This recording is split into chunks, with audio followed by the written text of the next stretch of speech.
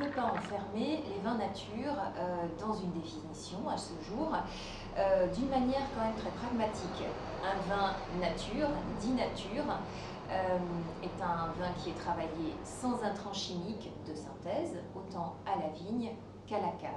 Après, évidemment, il y a différents niveaux, d'une certaine manière, c'est-à-dire qu'un vin nature sera nécessairement biologique, donc il est le label ou pas.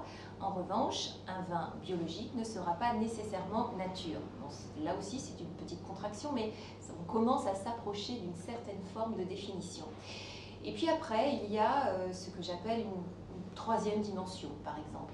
C'est-à-dire qu'on peut y ajouter des pratiques de la biodynamique, pratiques donc issues de la philosophie de Rudolf Steiner, fondateur de l'anthroposophie, qui a théorisé dans beaucoup de champs, notamment celui de l'agriculture, et depuis plusieurs années, donc des personnes se sont emparées de ces préconisations de Steiner en matière agriculturale et qui adaptent donc des préparations, des composts et notamment la bouse de corne de vache diffusée et dynamisée dans les vignes et qui vont donc s'emparer de ce substrat steinérien pour l'associer à leurs pratiques qui tendent vers donc une vinification et une viticulture la plus naturelle possible. Mais c'est vrai que cette question de la définition est compliquée parce qu'aujourd'hui, bien sûr, il existe donc le label bio, des chartes privées, le label Déméter qui est associé à la biodynamie, mais il est bien difficile d'enfermer des vignerons, des vigneronnes dans des catégories parce que certains, effectivement, évoluent aussi très vite dans leur pratique, ce qui complexifie aussi la question de la définition. Et puis nature, autre problème, c'est une notion, un concept polysémique qu'il faut utiliser avec la plus grande précaution. La corne de vache et le microscope est une métaphore de l'articulation des savoirs issus du sensible et de la raison. Alors on va être un petit peu plus clair, c'est-à-dire que la corne de vache fait référence directement à l'un des composts, l'une des préparations phares de la biodynamie, de la pratique biodynamique. Donc il s'agit donc d'insérer de la bouse de vache dans une corne de vache, de la mettre à hiverner, puis de la ressortir au printemps et à ce moment-là, il y a un compost qui s'adressera par la suite à la terre, qui sera pulvérisé, dynamisé sur les vignes. Donc ça, c'est pour faire référence aux savoirs sensibles qui peuvent être biodynamiques, mais pas que. Il y a d'autres formes aussi de recherche chez ces vignerons et ces vigneronnes. Et puis, de l'autre côté, il y a le microscope. Donc là, on fait référence, par exemple, aux savoirs qui ont été développés autour de la microbiologie, des levures, et donc référence à Jules Chauvet, qui était un négociant vigneron, éleveur donc, dans le Beaujolais, et qui a travaillé dans la recherche fondamentale pour pouvoir précisément se passer de la chimie. Donc ce titre explique véritablement aujourd'hui comment les vignerons, les vigneronnes articulent de manière assez fluide, en tout cas sans hiatus, ces savoirs issus du sensible et de la raison.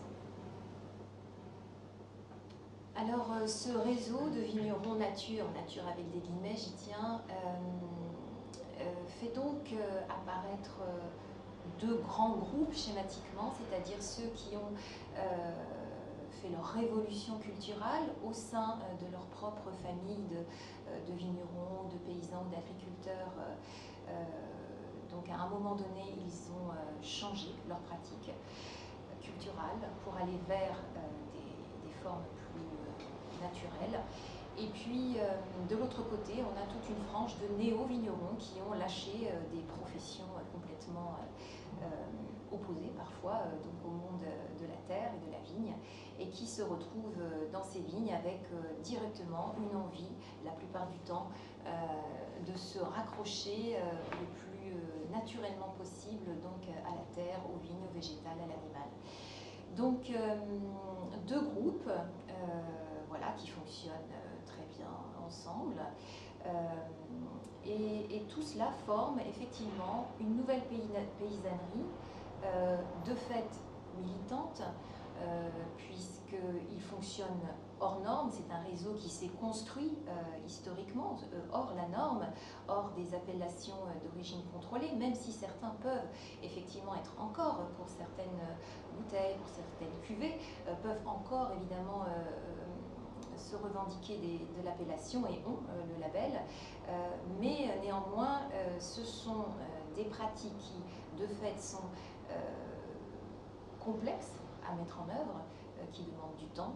C'est un modèle économique relativement précaire, qui nécessite un investissement total de la part de ces vignerons et de ces vigneronnes, et de fait ils deviennent, l'ayant voulu ou pas, ils deviennent des militants au fur et à mesure qu'ils avancent dans leur pratique. On entre véritablement dans un univers complètement renouvelé du point de vue des sensations, parce qu'il n'y a pas de produits qui bloquent certaines choses dans le vin, de produits qui ont des effets véritables sur le goût, sur la santé aussi.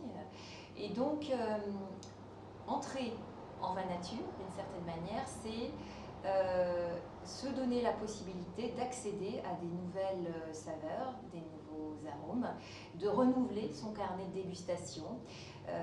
Donc ça peut être compliqué, effectivement pour certaines personnes qui se sentent un peu perdues dans leurs repères. Ça effectivement désoriente peut-être, mais ça offre aussi la possibilité de rencontrer de nouvelles perceptions, de nouvelles bouteilles, de nouvelles personnes de fait.